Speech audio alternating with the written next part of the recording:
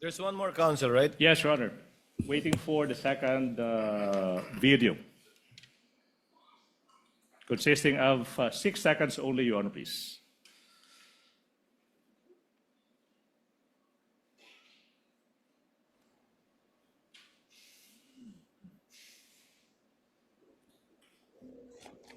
Imagined myself cutting his head.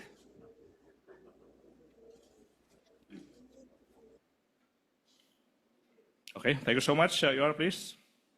May I proceed, Your Honor, please. Counsel may proceed. Mr. Witness, what relation, if any, do those videos have, portions of the videos have, with the video you mentioned earlier? That's the same video I mentioned, Your Honor. Okay, thank you so much. Let's proceed. Attorney LOTOC now. After you discovered these previous statements by the Vice President, what happened next, if any, in relation to the investigation you conducted on the Vice President's statements on November 23, 2024? Yes, Your Honor. We have also discovered reactions from the recipients, specifically from the President himself, the Speaker of the House, relevant government agencies tasked to secure the life of the President and the national security, Okay. Your Honor. Thank you so much. You know, Mr. Witness, let's focus on the President kasi it's his head eh. Ulo ng Presidente yung gustong tanggalin ng Vice President. Let's focus on the President.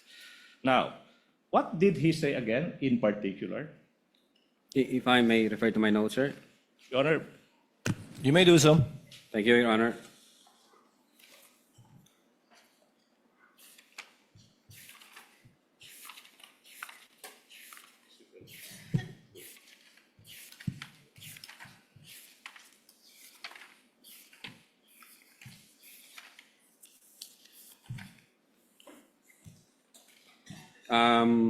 Yes, Your Honor. Among others, quote, nakakabahala ang mga pahayag na narinig natin itong mga nakaraang araw. Nandyan ang walang pakundangang pagbumura at ang pagbabanta ng planong ipapatay ang ilan sa atin. Kung ganon na lang kadali ang pagplano sa pagpatay ng isang presidente, paano pa kaya ang mga pangkaraniwan na mamamayan? Yang ganyang kriminal na pagtatangka ay hindi dapat pinalalampas. Yan ay aking papalagan. Unquote. now, thank you so much. Okay. Attorney LOTOC, you said that the former Speaker of the House of Representatives also gave yung tugon niya sa naging mga pagbabanta ng Vice Presidente laban sa buhay niya. Could you just summarize exactly ano ba yung tugon ng former Speaker ng House of Representatives? Yes, Your Honor, if I remember it right, I think the Speaker issued a statement during the plenary session November 25, 2024, which was published in the ANC Digital. And among others, the former Speaker stated that the utterances were dangerous, unprecedented, isa itong banta sa demokrasya at sa seguridad ng bansa. Alright, now, Mr. Witness, Attorney LOTOC, sinabi mo rin na may mga ahensya ng gobyerno na nagbigay din ng kanilang tugon sa mga pagbabanta ng Vice Presidente. If you may, anong mga ahensya na ito? Yes, Your Honor. For one,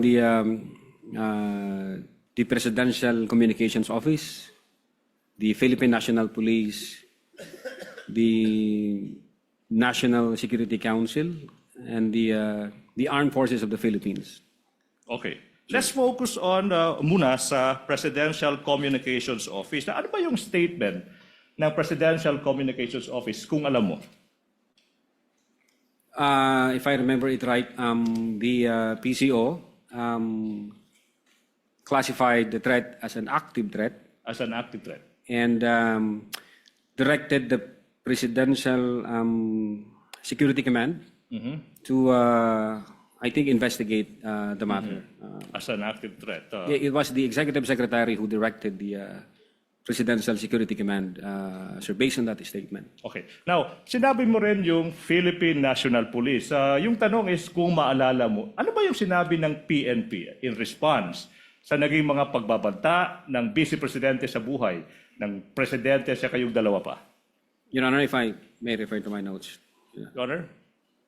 You may do so, Your Honor. You may do so, Mr. Witness. Thank you, Your Honor.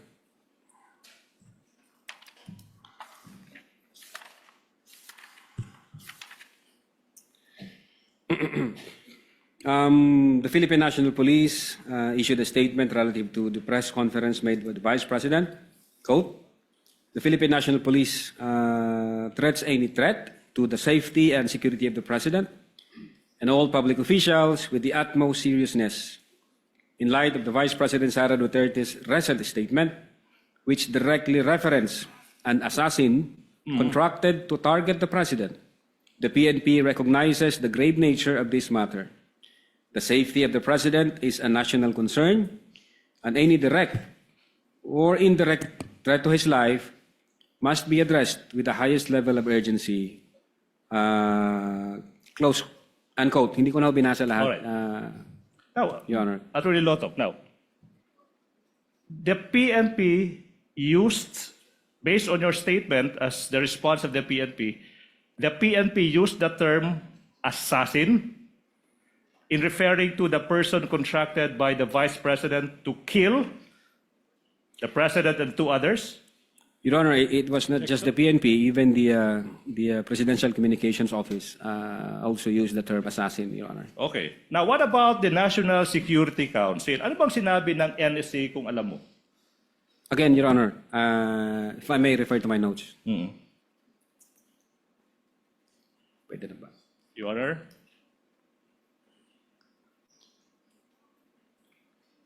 Your Honor?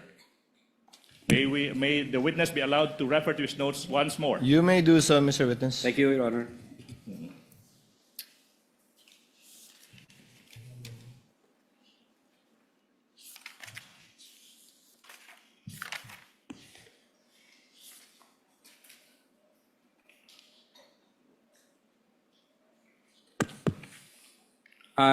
Your Honor, the question was about the statement of the NSC, right? Yes. Quote, the National Security Council considers all threats to the President of the Philippines as serious. Any and all threats against the life of the President shall be validated and considered a matter of national security, unquote. Okay. Now, sinabi mo rin na yung Armed Forces of the Philippines or AFP nagbigay din ng kanilang response sa naging pagbabanta ng Vice Presidente. Kung alam mo, tsaka kung maaalala mo, ano ba yung sinabi ng Armed Forces of the Philippines? Same, Your Honor, if I may refer to my notes.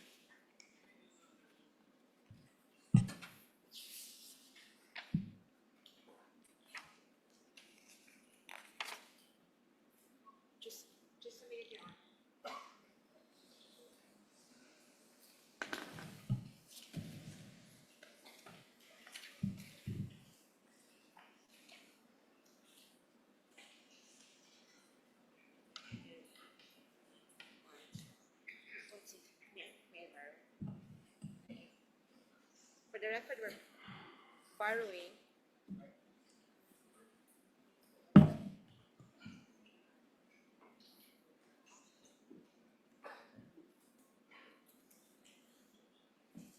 Just for the record. For orderly proceeding, Your Honor, please, I think it's proper for Attorney Season to ask to be recognized first. Yes, Your Honor, we will do that. If I may be recognized, Your Honor. Depends. What is the pleasure of Attorney Counsel for Respondent Attorney Season? We'll just state an observation on the notes. Your Honor, I think Counsel, you we must be agreed recognized first. that only one counsel shall speak insofar as the presentation of a witness is concerned. This was objected to by the counsel for respondents, even if it was asked for by the counsel for the prosecutors. Your Honor, for, We will do that, for the Your record, Honor. we are not objecting, but you know, for a properly proceeding Attorney Season. Counsel, should be it's asked to be okay. The chair will recognized. make a ruling. Attorney Vinluan can Thank you. handle Thank you, the, Your Honor. with your permission, Attorney Season.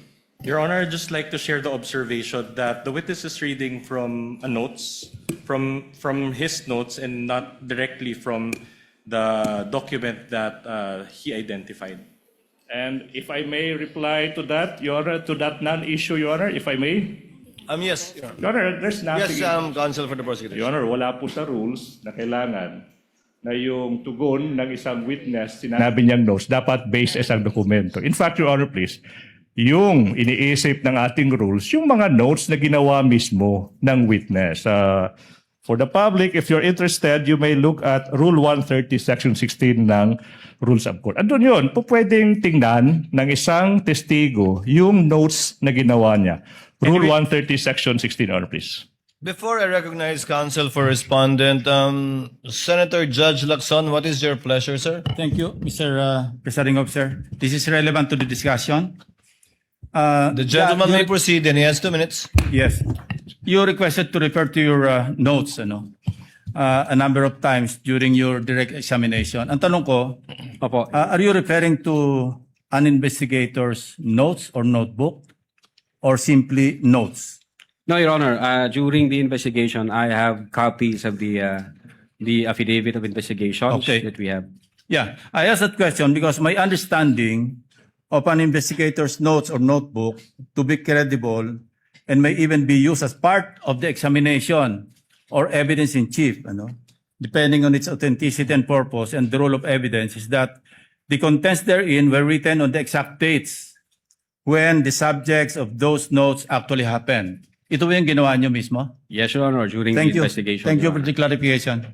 Thank you, Senator Judge Lacson. Noted and entered into the records. Counsel for respondent, what is your pleasure? Your Honor, that was a mere manifestation, Your Honor. We just want to put it for the record. There being no objection, some witness may proceed and answer, or counsel may proceed with his questions. The Armed Forces of the Philippines. Ano sinabi ng Armed Forces? Are we done? Not yet. Okay, so let's go back. Yeah, if I may, Your Honor. Yes. Witness may continue to answer. Thank you, Your Honor. On November 23, 2024, General Romeo S. Browner, Chief of Staff of the Armed Forces of the Philippines, issued the following statements. Quote, the Armed Forces of the Philippines is a professional organization focused on its mandate to protect the people and the state. Our personnel are loyal to the Constitution and the chain of command, unquote. Hindi ko Okay, na po now. binasa lahat, sir. Okay, now, after you and your team discovered these responses, Attorney LOTOC, what happened next, if any, kung meron man, tsaka kung alam mo, in relation sa investigation nyo, sa mga statements ng Vice President on that day, November 23, 2024? We issued subpoena to the media personalities present during the online press conference of November 23, 2024. Sir, What? for them to appear on December 4, 2024, sir. You issued a subpoena to the media personalities that you said andun sa media conference na iyon to appear on December 4, 2024. Now, sino ba yung mga media personalities na pinasubpoena ng NBI? Again, Your Honor, if I may refer to my... You may do so, Mr. Thank you, Witness. Your Honor.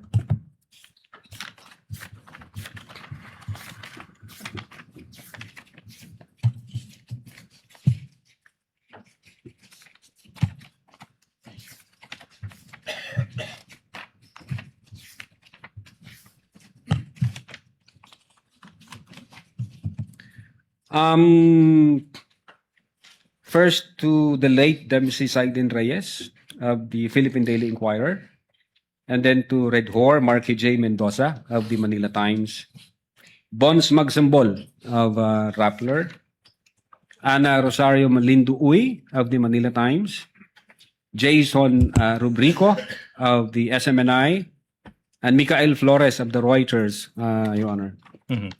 Okay. Now, Mr. Witness, yung tanong now is, ba't kailangang isubpoena ng NBI itong mga media personalities na ito na mag-appear sa NBI sa araw na iyon, December 4, 2024? Your Honor, they were there during the online press con, and they participated the press conference.